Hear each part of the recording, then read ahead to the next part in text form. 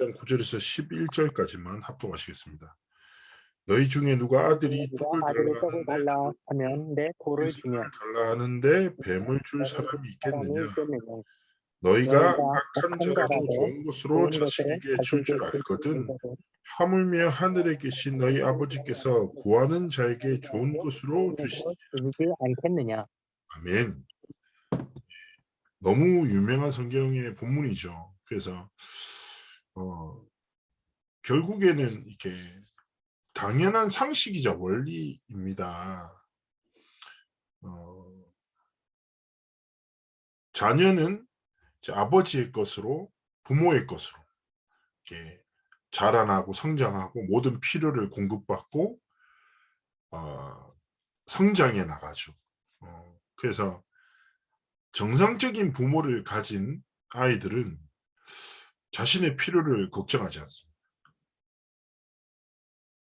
그죠? 그리고 자신의 위기가 와도 별로 걱정 안 해요. 왜냐하면 정상적인 부모가 오면 책임을 지고 보호하고 필요를 공급하거든요. 내가 뭘 먹지? 어디서 자지? 어디로 가야지 걱정 안 합니다. 그냥 부모가 가자는 데 가면 돼요. 부모가 먹으라는 거 먹고 하면 다 되는 거죠. 어떻게 보면 당연한 삶의 방식이자 원리지 않습니까? 시스템이라고 하죠. 근데 이 시스템을 만드신 분이 하나님이십니다. 그래서 먼저 전제해야 될 게 하나님은 세상에서 가장 좋은 아버지 그리고 최고의 목자가 되시고 우리의 인생을 하나님의 언약의 성취라는 승리의 정수로 이끄신 겁니다. 그래서 중요한 것은 우리 하나님 아버지께서 주시는 것이 세상에서 가장 좋은 것이다. 그리고 하나님 아버지는 내 필요를 아시고 공급하신다. 그렇기 때문에 신앙생활이란 말 자체가 무언가를 사람들은 믿고 무엇을 바라보고 살아요. 우리는 무엇입니까? 하나님의 것을 믿고 하나님의 것을 바라보면서 살아서 움직이는 거죠. 우리의 삶은. 그래서 그렇구나. 하나님 아버지가 최고 좋은 아버지시고 그 하나님 아버지께서 나의 삶을 위해서 최고의 것을 예비하셨고 내 모든 필요를 아시고 공급하신다. 그냥 아버지께서 가라는 데 가고 아버지께서 주시는 것을 믿고 아버지께서 원하시는 삶을 살아가는 것이 하나님의 자녀된 우리가 마땅히 누려야 될 삶이에요. 그런데요. 사단은 제가 얘기했잖아요. 착각에 빠뜨리고 엉터리 응답 계속 줄강단에서 나왔단 말이죠. 거짓말에 빠져서요. 가치 자체를 모르고 빼앗기도록 속여요. 아메리카 대륙의 역사를 아시죠? 신대륙을 발견했어요. 그런데 신대륙의 주인이 누구예요? 인디언들이죠. 그죠? 그런데 갔더니 신대륙을 발견했던 사람들이 충격이었어요. 왜냐하면 모든 것이 가득한데 그 땅의 주인들이 그 땅에 있는 것들에 대한 가치를 몰라.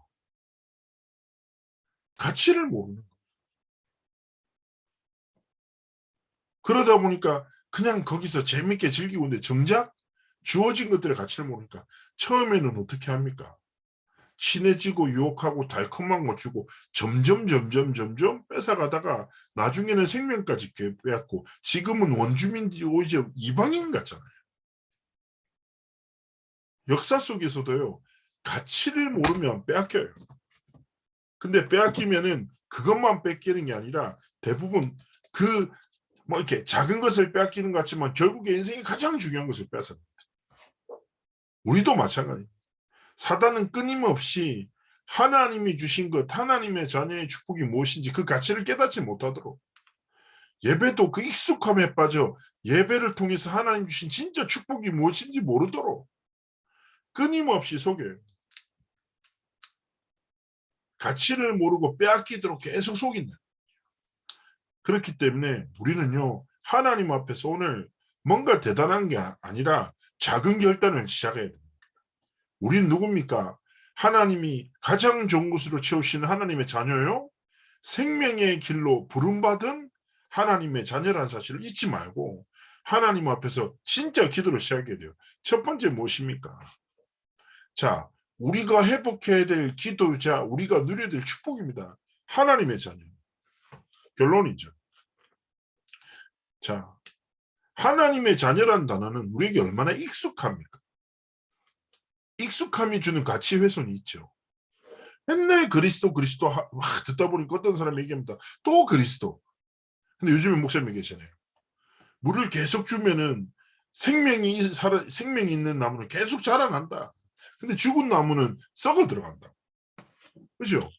진짜 우리는 생명이 있기 때문에 어쩌면 우리가 계속 복음을 듣다 보면 계속 자라나고 치유되고 회복되고 성장이 나가잖아요. 그런데 우리도 아까 얘기했다시피요. 익숙하다 보면 우리가 가치를 잃어버릴 수 있습니다. 우리가 하나님의 자녀가 얼마나 어마어마한 기적입니까? 자, 요한복음 1장 12절에 예수님이 빛으로 오셨대요. 그 빛으로 오신 예수님을 우리가 영접하는 은혜를 받게 된 거죠. 영접하는 자, 곧 그 이름 예수가 그리스도심을 믿는 모든 자들에게는 하나님의 자녀가 되는 권세를 주셨다. 어두움의 세상이 빠져 죽어가는데 생명의 빛 대신 예수님이 어디요? 내 안에 하나님의 자녀 되는 권세를 회복시키신 것이죠. 이게 뭐예요? 구원이자 하나님의 자녀예요. 그 정도가 아니에요. 생명의 빛이 내 안에 있는 정도가 아니라 넘어서 뭐예요? 고린도전서 3장 16절에 하나님이 그냥 나를 하나님의 성전으로 삼아버리셨다. 성령이 우리 안에 내주인도 충만하게 역사하신다. 교회의 가장 기본 개념은 구원받은 나입니다. 나를 하나님의 성전 삼고 하나님의 성령께서 내 안에 함께 하시며 내 삶의 주인이 되시고 내 길을 지키시고 인도하시고 능력을 주셔서 언약의 성취의 영성으로 이끄시는 하나님의 교회의 축복으로 부름받았다. 교회의 주인이 누구십니까? 하나님이십니다. 교회의 머리가 예수 그리스도 되십니다.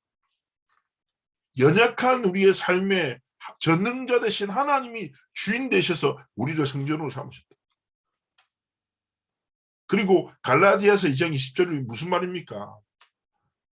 모든 저주와 재앙과 사단의 권세를 완전히 면하신 그리스도께서 내 안에, 나는 죽고 그리스도께서 내 안에 사셔서 내 삶이 내 안에 연약함을 믿는 믿음이 아니라 이 모든 것을 이루신 그리스도를 믿는 믿음 안에서 살아가게 하십니다. 기억하셔야 돼요. 빛 대신 그리스도가 내 안에, 전능하신 하나님이 내 인생의 주인 되셔서 성령으로 내 인생을 지키시고 모든 저주와 재앙과 사단의 권세를 완전히 있게 때리신 그리스도께서 내 안에 거하신다. 이게 뭐라고요? 구원이라는 거예요. 이 축복을 누린 자가 누구라고요? 하나님의 자녀라는 거예요. 고린도후서 5장 17절에 뭐라고 합니까? 이전에 어떤 실패와 무너짐과 찢겨짐이 있어도 상관없어요.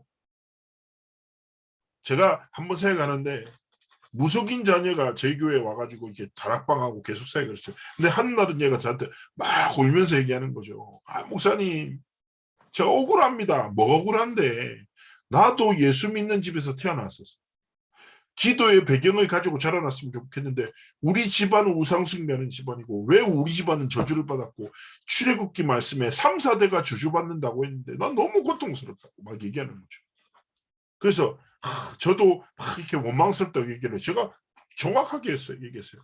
출애굽기 20장을 주신 목적은 그게 아니야. 우상숭배한 사람들 3, 4대 저주받는다고? 그 다음 구절이 뭔지 아냐? 그러나 하나님을 섬기는 자들에게 하나님 천대의 복을 주신다고 했다. 너희 가문이 일생 동안 우상숭배도 상관없어. 네가 그리스도 안에 있는 순간 너는 완전한 새로운 피조물. 이전의 모든 죄와 저주는 완전히 끝났어. 왜냐? 그 모든 저주와 재앙을 깨뜨리신 그리스도께서 우리 안에 거하시기 때문에. 새로운 피조물이 무슨 말입니까? 하나님의 것이라는 거예요. 제가 자주 설명드리잖아요. 이 핸드크림인데요. 제 손 안에 있어요. 누가 뺐냐고요. 적어도 방배지교에서는 제 손에 있는 이 핸드크림을 뺏으실 힘으로는 없으실 거예요. 달라면 제가 당연히 드리겠죠. 제가 힘이 세잖아요. 덩치도 크고. 무슨 말이에요? 하나님이 전능하신 손으로 우리의 인생을 딱 붙들고 계신다. 이게 뭐라고요? 구원이고 하나님이죠. 하나님의 자녀가 모두 누리는 기도가 무엇입니까?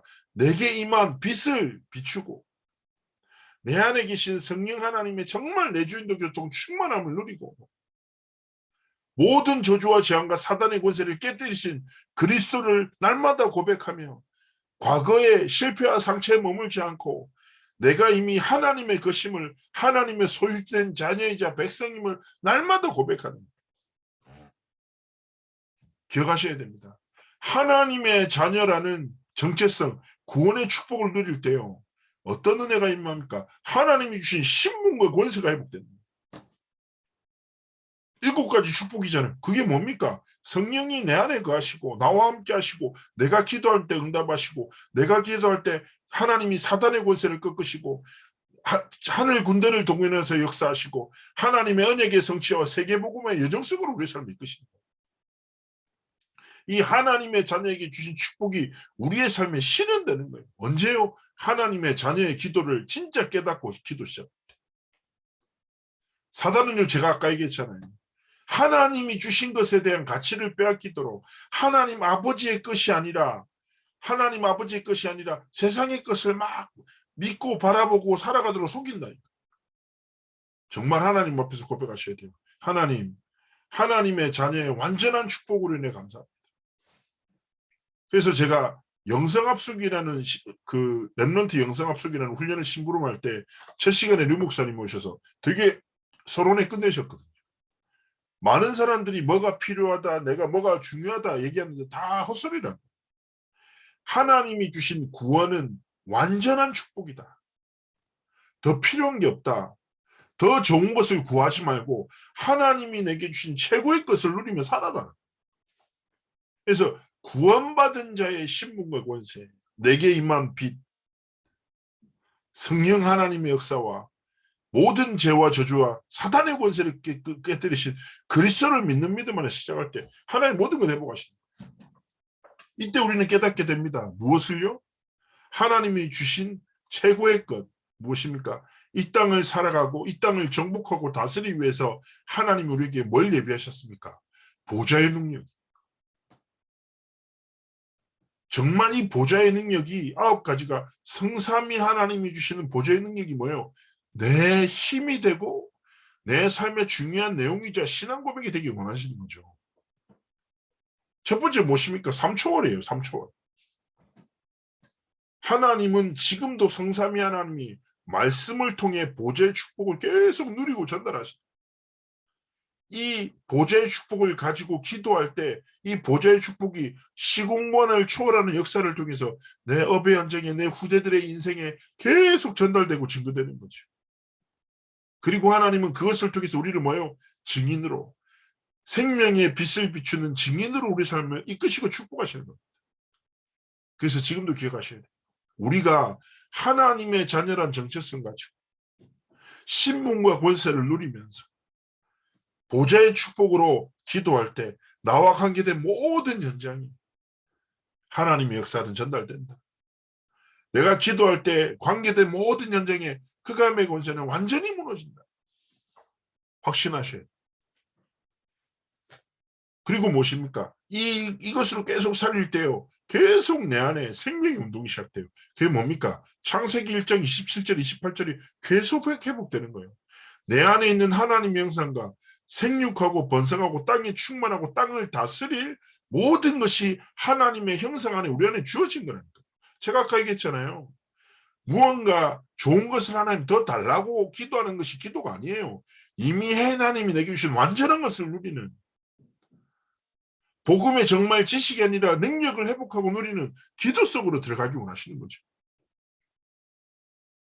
하나님의 형상을 진짜 회복할 때 뭐예요? 하나님이 주신 땅을 정복합니다. 하나님이 주신 만남을 살리는 거예요. 그렇기 때문에 내가 다른 것이 아니라 하나님의 형상을 정말 누리고 하나님이 진짜 주신 현장을 정복하는 전도자로 서기 원하시다. 이때 깨닫게 되는 거예요. 창세기 2장 7절에 하나님이 우리에게 생기를 주셔서 생명으로 우리를 부르셨다고 하잖아요. 여기서 말하는 생기와 생명이 푸뉴마라는 원어를 써요. 이게 뭐라고요? 신적인 영성과 신적인 영감을 우리 안에 풀어넣으셨다. 한마디로 뭐예요? 하나님의 전능하심이 나의 것이다. 언제요? 하나님의 자녀의 신분 권세 딱 누리고 보좌의 축복을 누릴 때 하나님의 형상이 내 안에 회복되고 하나님의 전능하심이 내 것으로. 이때 뭐요? 모든 것을 살리는 생명이요. 무슨 말인지 아실 거예요. 내가 힘이 없죠. 그러면요. 바람 소리도 시끄러워요. 내가 아프죠. 바람도 아프다니까. 내 상태에 따라 모든 게 달라져요. 내 상태가 뭐가 돼야 돼요? 하나님의 전능하심이 내 상태가 되고 보좌의 축복에 사로잡힌 것이 내 상태 되죠. 그 생명력은 뭐예요? 문제가 들려도 문제가 아니라 비난이 들려도 비난의 마음이 안 뺏겨요. 갈등 속에 빠지지 않아요. 왜냐? 완전히 다른 하나님의 전능하심을 누리는 기도의 비밀 속에 있죠. 사람에 움직이지 않아요. 사람의 말에 반응하지 않아요. 왜냐? 완전한 결론 가졌으니까. 그 모든 것 속에서 하나님 객보는 거. 이게 뭐예요? 생명력이. 생명력은 모든 것을 살려요. 모든 것을 넘어서요. 그 속에서 하나님이 비하신 분명한 답을 보는 거예요. 이 답이 어디요? 전무후무. 나와 교회와 업의 현장에 계속 전달됩니다. 그래서 정말 다른 것이 아니라 하나님이 내게 최고의 것을 주셨다. 뭐라고요? 하나님의 자녀의 축복을. 신문과 같잖아요. 그리고 그 하나님이 보좌의 능력으로 지금도 내게 역사하신다. 이 보좌의 능력으로 모든 것을 살리는 증인으로 서기를 원하시는구나. 딱 이것 가지고요. 하나님 앞에 세 번째 어떤 기도를 시작해야 됩니까? 세상을 살리는 기도, 사람들을 살리는 기도를 시작하기 원하시는 거죠. 자, 잘 아실 거예요. 237 치유 서밋의 언약의 여정을 하나님은 지금도 이루세요. 세상을 하나님은 지금도 살리고 계시고 사람을 살리는 언약의 성취 여정을 계속 펼쳐나가신다. 하나님은 일하세요. 근데 중요한 건 뭐예요? 하나님의 일하심과 나의 오늘의 관계 아니겠습니까? 하나님의 역사가 오늘의 내 삶이 돼야 되지 않겠습니까? 이거는 그 조금만 기도할 때 우리는 깨닫게 되는 거예요. 무엇입니까? 하나님의 자녀, 보좌의 축복을 통해 지금 이 시간 언약의 성취를 이루시는 하나님의 역사가 나의 오늘이 되게 하시고 지금 이 시간에 237 치유 서밋의 언약을 성취하시는 하나님의 그 언약의 성취가 내 미래가 되도록 하나님이 누군가의 인생을 들어 쓰신다면 나의 인생을 내 후대들의 길을 하나님이 들어서 사용해달라. 우리의 평생 뭐예요? 내 필요를 기도하는 것이 아니라 필요를 아시는 하나님 아버지께서 진짜 원하시는 것. 세상과 사람을 살리는 70제자, 70현장, 70나라를 품은 70인 제자로서 우리의 삶이 하나님께 드려지기 원하시는 겁니다. 제가 말씀드리잖아요. 거룩한 욕심을 가지셔야 됩니다. 거룩한 욕심. 은혜에 대한 욕심, 그리고 하나님 앞에 쓰임받고 싶어하는 열망이 있어야 되지 않겠습니까? 노래 제목은 기억이 안 나는데 세상 노래 같은데 내 나이가 어때서인가? 딱 좋은 나이 뭐 이런 저 잘 모르고 어디서 들은 것 같아. 갑자기 생각이 나네. 내 나이가 어때요? 무슨 상관인데요? 그렇지 않습니까? 하나님 앞에 쓰임받기 딱 좋은 나이가 언제예요? 오늘이에요. 제가 얼마 전에 어떤 권사님이랑 이렇게 상담이라기보다 대화를 나누다가 권사님이 좀 이제 힘도 없으시고 여러 가지가 그 이제 고민이 되시나 보더라고요. 아, 내가 과연 할 수 있을지 이런저런 고민 때문에 저한테 이런저런 대화를 하시더라고요. 그래서 제가 권사님한테 웃으면서 이렇게 얘기했어요. 권사님의 남은 인생 중에 가장 젊은 날이 오늘입니다. 그죠? 저도 그래요. 오늘이 제 인생 중에 남은 인생 중에 가장 젊어. 그렇지 않습니까? 그럼 대단한 거 없어요. 오늘을 죽게 드리면 돼요. 날마다 내 삶을 내 오늘을 죽게 드리고 하나님의 나라를 꿈꾸고 하나님의 자녀의 축복을 누리고 보좌의 축복으로 모든 것을 살리고 세상과 사람을 살리시는 하나님의 역사를 꿈꾸며 내 삶을 드리는 거예요. 가진 것이 없으면요. 가진 것이 많으면요. 무슨 상관이 있어요. 가진 것은 많다 적다의 기준은 세상의 기준이죠. 우리는 그저 하나님이 주신 것을 주께 드릴 뿐이죠. 역대상 29장의 고백 아닙니까? 하나님은 분명히 예수님이 성경에도 비유되잖아요. 과부의 작은 재물이지만 전 재산을 하나님 앞에 드리는 정말 중심의 기도 고백과 그리고 어떤 대단한 부자가 사람들 시선 앞에서 많은 헌금을 드려 하나님이 보시기에 무엇이 가치 있겠어요? 세상 사람들이 볼 때는 부자가 드리는 헌금이 규모가 훨씬 크니까 대단하다 하겠지만 하나님 거기 관심 없다니까. 하나님 중심을 보신다. 마찬가지입니다. 하나님 앞에서 오늘이 무엇입니까? 주께 드릴 수 있는 최고의 날이고 하나님 앞에 쓰임받기 가장 좋은 때가 언제예요? 지금이에요. 그래서 하나님 앞에 이런저런 상황과 핑계나 혹은 여러 가지 한계를 이야기할 수 있습니다. 그런 하나님 앞에 한계가 어디 있습니까? 전지전능하신 분인데. 그렇지 않습니까? 하나님 앞에 다 그렇게 고백하고 하나님 앞에 삶을 드렸습니다. 그래서 이 기도를 다 하면서 하나님 앞에 쓰임받는데 오늘 결론입니다. 예배에 대한 말씀이 나왔죠. 예배라는 말. 이부 말씀을 다시 들어보세요. 저는 다른 이렇게 예배에 딱 그 확장시켜서 한 가지 결론만 드리려고 합니다. 예배라는 말 자체가 영어로는 월십이에요. 월십. 근데 월십이란 단어를 이렇게 뿌리가 되는 단어를 딱 보면요. 월스와 플러스 10이라는 단어. 가치와 신분이에요. 그러니까 최고의 가치를 드리는 신분을 가진 것이 예배라는 뜻인데 좀 풀어서 설명을 드리자면 예배라는 것은 하나님 앞에 내가 드릴 수 있는 최고의 영광과 최고의 찬양을 올려드리는 신앙의 고백이 되는 건데요. 자, 그런데 예배에 대해서 창조의 빛이 임하고 하나님의 형성을 덧입고 하나님의 생기를 통해 내가 살아나고 성삼위 하나님의 계속 이부터 말씀 주셨잖아요. 그런데 이 예배가 결국 무엇이 돼야 될까요? 내 6일의 삶이 이런 예배가 되기를 원하시다. 가장 좋은 것을 주시는 하나님께 드리는 최고의 신앙 고백이 뭐예요? 내 오늘의 삶. 제가 아까 얘기했잖아요. 오늘을 드리라고요. 오늘의 순간의 선택을 오늘의 중요한 결정과 중요한 순간을 하나님께 드려서 어떤 꿈을요? 237 지우섬 있을 꿈. 방배 현장에 강남 서초 21구구 현장에 정말 하나님의 절대 언약과 계획이 딱 성취되어지더라고. 진짜 하나님 앞에 나를 드리고 그래서 우리의 매일매일의 삶이 뭐예요? 하나님께 드린 최고의 예배가 되고 그 예배를 통해 또 우리가 수요일날 주일날 또 주교회로 모여서 예배할 때 하나님이 다시 은혜를 회복시키시고 누리게 하시는. 그래서 하나님이 주시는 가장 좋은 것들이 삶에서 날마다 넘쳐나는 회복과 치유와 역사가 있기를 주의 이름으로 축복합니다.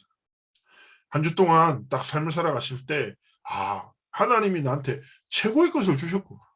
하나님이 완전한 것을 주셨구나. 하나님의 자녀, 보좌의 축복, 언약의 성취, 이 가장 하나님이 주신 축복 속에 쓰임받는 증인이 되시기를 주의 이름으로 축복합니다. 제가 한번 기도하겠습니다.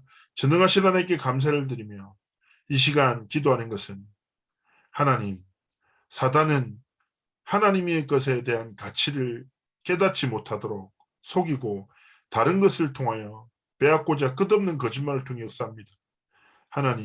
하나님이 우리에게 이미 완전한 복음을 주셨음을 완전한 언약을 주셨음에 감사하며 하나님의 자녀의 기도, 보좌의 9가지 능력을 누리는 기도, 세상과 사람을 살리는 언약 성취의 기도가 우리의 기도의 내용이고 제목이 되고 방향이 되어지도록 축복하여 주시고 우리의 매일의 삶이 하나님께 드려지는 최고의 예배가 되고 신앙의 고백이 되어 하나님 아버지께 영광을 돌려드리는 삶과 길을 걸어가도록 함께 하시고 축복하여 주옵소서. 하나님 우리 방배지교회 축복하시되 우리 귀한 식구들 한 분 한 분 축복하시고 육신의 연약함 회복 또 중요하게 치료받는 과정에 있는 귀한 동역자들이 있습니다.